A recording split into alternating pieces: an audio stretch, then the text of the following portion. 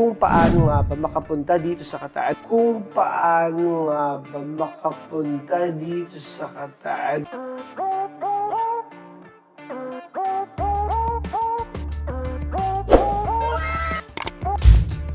Hello mga ka-mayor! Ayun, isang mapagpalang umaga sa inyong lahat.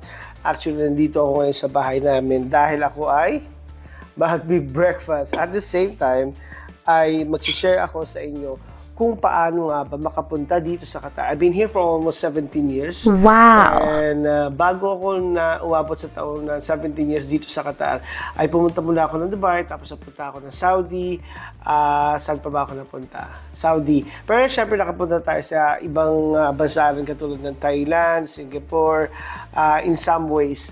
And ibabahagi ko sa inyo kung paano pumunta ron. Pero ngayon, I believe na more of you guys ay nagtatanong kung paano nga ba pumunta dito sa Qatar ng mas madali, legal, at syempre safe na safe dahil alam mong hindi ka maluloko ng mga taong mapagtatanungan mo. Kasi ang pinakamahirap dyan actually, at marami tayong narinig na maraming mga naloko tayo mga kababayan na nagbayad ng 100,000, 50,000, 700 or 70,000, parang mga ganun, malaki rin, mga 200,000, 300,000, at nakakalungkot rin dahil minsan yung kamag-anak mo pa ang nanloko sa iyo, sabihin natin na tumulong sa iyo pumunta dito, hindi ko naman nilalahat, pumunta sa iyo rito at sinabi na okay, kailangan mong maglabas ng 200,000.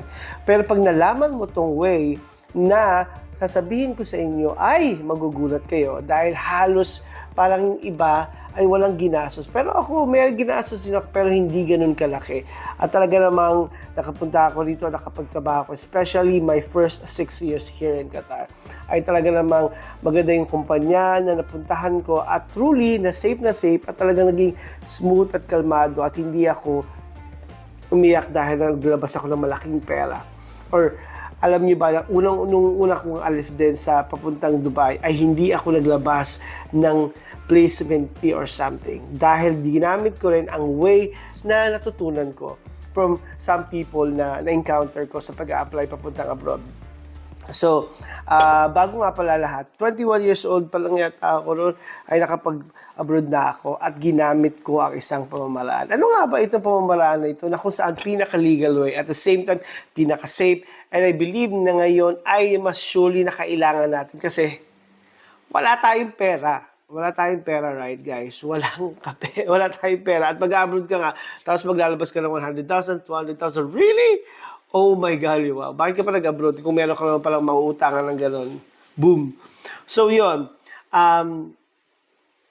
Paano nga ba ako nakapunta dito sa Qatar ng mas madali at mas legal, mas safe, at talaga namang sabihin natin hindi ganun kalaki ang binayaran ko. At the same time, merong pagkakataon na napakadali lang. Sobrang dali lang. Hindi yung tipong nag-ibang ka lang.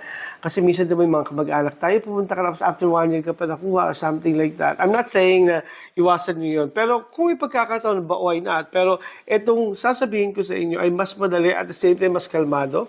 And unfortunately, may mga kakilala tayo o may mga kamag-anak natin sa ating kukuha na medyo hindi ko na-explain ng mas ano, pero masakit na kasi meron tayong na-encounter at may nakilala ako na kinuha siya ng, I think, pinsan niya at na gano'n nga, parang nagbayad siya ng malaki. At the same time, nakatira siya ngayon sa pinsan niya, nagbabayad siya ng malaking upa na kung saan yung upa ay hindi rin gano'n tama, alam mo yun. So, right now, ang pinaka-easiest way na natutunan ko at saka yung napuntahan ko ng ilang beses, ginamit ko yung way na yon para mas mapadali, mas safe, at surely na hindi ako maluloko at hindi ako maglalakas ng malaking pera. Alam mo ba kung ano? Pumunta lang ako sa www.pua.com.ph. Pumunta lang kayo doon dahil pag pumunta kayo doon, makikita nyo may countries, tapos may options doon na kung ano yung specific na job na gusto mo, at meron ding options na walang placement fee kasi syempre ayaw mo talaga maglabas ng pera. At alam mo maganda ron is pwede mong applyan lahat. na sa tingin mo tama sa posisyon o tama sa credentials na meron ka. At mag-uunahan na lang sila. At yun ang ginawa ko actually. Na in-applyan ko lahat at kung sino yung tumawag. At meron naman ako mga receive na tawag. Pero syempre pinili ko pa rin yung bansa. At syempre, nung tumawag sila, tiningnan ko yung mga requirements sila, kung okay ba, madali lang ba. Pangalawa ay ano ba yung mga babayaran ko sa kanila. Siyempre, napakahalaga yan. Pangatlo, siyempre, anong bansa, siyempre mahalaga, no? Titingnan mo rin na kung baka ipadala ka sa isang bansa na sa tingin mo magulo ngayon at yung unemployment or sabihin natin talagang naghihirap sila tapos pupunta ka pa rin, well, pwede ka rin naman pumunta ron kahit na gano'n yung makita mo. Pero kailangan mag-research ka. And the second one is tinignan ko yung kumpanya na pagpupuntahan ko. If there's some instances na or sabi ng pagkakataon, chance na makilala mo kung sino yung mga nagtatrabaho doon, message them and ask them kung okay ba yung kumpanya, ganito pa, ganyan, papasahod ba or something like that. That's really important. Siyempre na pupunta ka dito sa ibang bansa at napakahalaga na malaman mo yung mga ganitong details. And then, yun, i-check mo nga yung kumpanya, yung bansa, and kailangan mo malaman kung ano talaga yung magiging trabaho mo. At kung ito ba ay isang kumpanya, ito ba ay isang bahay lang, alam mo yun. And dahil karamihan ng in-applyan ko ay admin, so construction worker, yung construction company, yung una kong napuntahan dito sa Qatar. Tapos sa Dubai is gasoline, parang petroleum company. Yun. So, ang nangyari noon ay at saka nung pumunta rin pala ako ng Saudi, yun din ang ginamit ko. Kasi nakapunta ako ng Saudi, na sa Aramco ako nagtrabaho isang malaking kumpanya, pero parang third party lang kami. Pero it was really good as well. Kasi ang maganda ron, wala akong masyadong binayaran doon. Tapos ang pakadali yung proseso. At isa pa pala, doon sa www.poa.com.ph, merong makikita na interview. Ang ginagawa ko, nag-jump kagad ako ron. Hindi ko kunyari nag-apply ako dito sa isang agency na to. At nalaman ko na doon sa www.poa.com.ph ay merong mga list ng interview na upcoming interview. Pupunta kagad ako ron. Para kung talagang gusto mo na eager ka mag-abroad, you're gonna make a way. Hanap ka ng way para mas mapadali. At syempre, dahil POA yun, surely na hindi sila magpo-post ng mga illegal o sabihin natin talagang kukwartahan ka lang, ika nga. So, yun, ang naging proseso ko papunta rito sa Qatar, at the same time sa Saudi, ay nag-login lang ako. Tapos, time to time, tinitingnan ko at kung ano yung mga available. Kasi parang every 1 week, nag-check ako kung ano yung mga available. And thank God, yun nga, nung pumunta ako rito sa Qatar, sa una kong pagpunta rito, 6 years, ay sa document controller. It was really good company and wala akong masasabi. Napakaganda. Mga katrabaho lang talaga, minsan talaga. May nag-iisa lang. Pero, just remove that thing.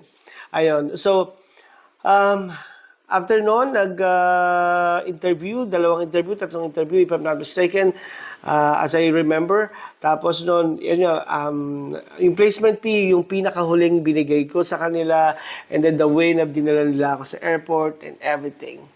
Ayun, and so once again, kung gusto niyo mas mapadali, mas madaligan, mas safe ang pagpunta niyo dito sa Qatar o sa ibang bansa na pupuntahan niyo or kung saan ka man dadali ng Panginoon, ay yun, puntahan mo o sabihin natin mag-login ka sa www.poa.com.ph. And hanggang dito na lang. I hope nakatulong yon. And sa susunod ng mga vlog natin ay i-share ko pa sa inyo kung ano nga ba ang klase ng buhay dito sa Qatar. At the same time, kung ano pa ang mga dapat yung malaman. And if you are looking for some answer for some questions, ay pwede po kayo mag-comment dito at sasagutin natin ang paisa-isang inyong mga katanungan sa vlog natin. And please don't forget to, kung ikaw nga pala ay bago lang sa aking page, my name is Kuya Joel at mga ka-mayor yan. So pwede mo rin ako sa Facebook page na ito. sa TikTok and sa Instagram para malaman mo. You can ask questions as well. At we will do our best para masagot ang lahat ng iyong katanungan. Hanggang dito na lang. I hope nakatulong ako sa inyo ng malaki para sa mga nagpaplano mag-abroad at pumunta dito sa bansang Qatar. Muli, maraming salamat. Bye-bye. God bless.